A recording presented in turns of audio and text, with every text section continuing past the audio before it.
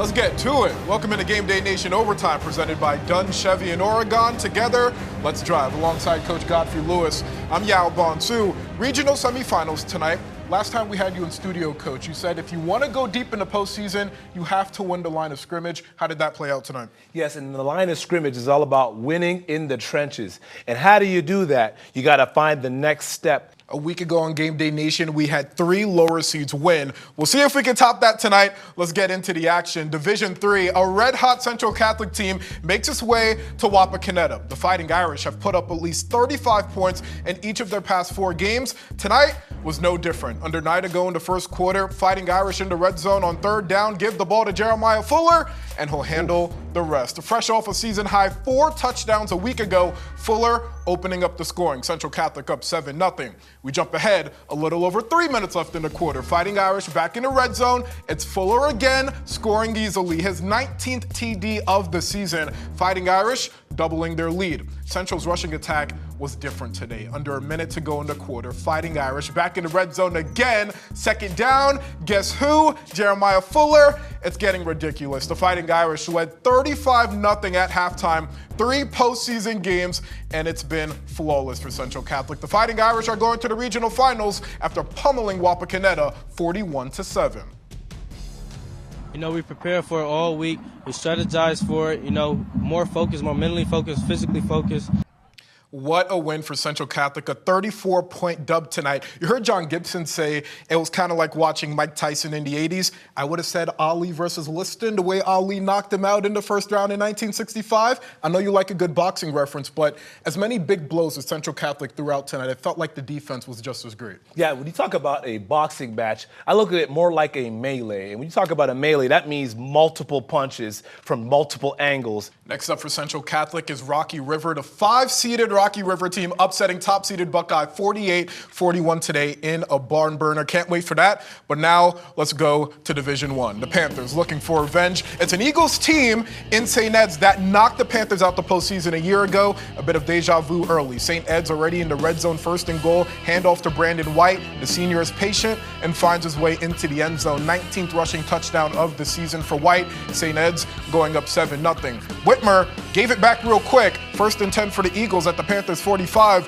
White gets it again, cuts back, and he's going to outrun the entire Whitmer defense. 44 yards to the house. White has 6 touchdowns in his past 2 games. 20th score of the year for him. Eagles up 14-0. They opened up a 24-0 lead in the second quarter. Whitmer needs life, and on 4th and 6 inside the red zone, it finds it. Carter Bourne linking up with Kevion Lee. Lee's first touchdown since week 5 against Springfield. That was Whitmer's only touchdown of the game, the first year for the Panthers under head coach Justin Keller.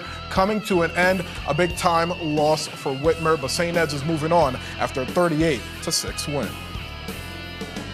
We really didn't get a chance to because we got ourselves in such a hole. You look at last week, I think we had 25 yards rushing in the first half and had 140 in the second, so sometimes it takes a while to get going, but unfortunately we got ourselves in such a hole. Thank you, guys. And Godfrey, I don't want to say that Whitmer needed to change their game plan because when you come in averaging 251 rushing yards per game, of course you're going to stick with what got you here. But when you look at the line of scrimmage, going back to that point earlier, the line of scrimmage battle simply didn't favor Whitmer tonight. Absolutely. It came down to key things. And number one, on the defensive side, the defensive for St. Ed's was able to bring the safety down and really neutralize that box. 2nd straight year that Whitmer is knocked out of the postseason by St. Ed's. Nonetheless, heck of a season under first-year head coach Justin Keller.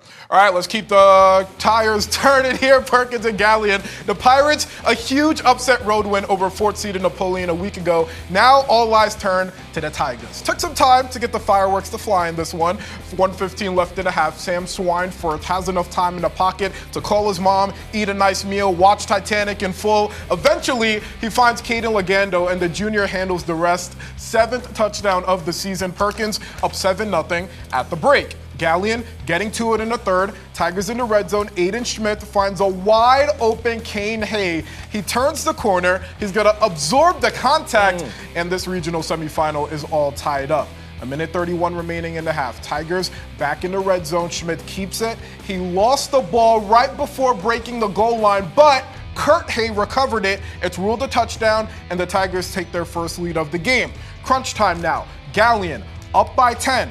Perkins is driving, under 2 to go. Schweinfurth lobs it up to Lagondo, and the junior comes down with his second touchdown of the game. My, oh my. Pirates pull within 3. All right, stay with me now. Winding seconds of the game. Perkins is going to go for it all. It's going to be a Hail Mary attempt, and then the ball is eventually going to be picked off. We're going to get to it in a second, but just another look at this amazing catch. Well, look, time is winding down. Perkins going for the Hail Mary. Schweinfurth going for it all. Now watch it here. It's going to be picked off by Kane Hay. You're going to assume that the game is over, but he doesn't want to go down. Man, he runs out of the end zone. Stay with number 4 the entire play. Ball has not been blown dead. He still has the ball. It's still active. You have players taking off their helmets. Look at the arrow here. He gives the ball to a Perkins player.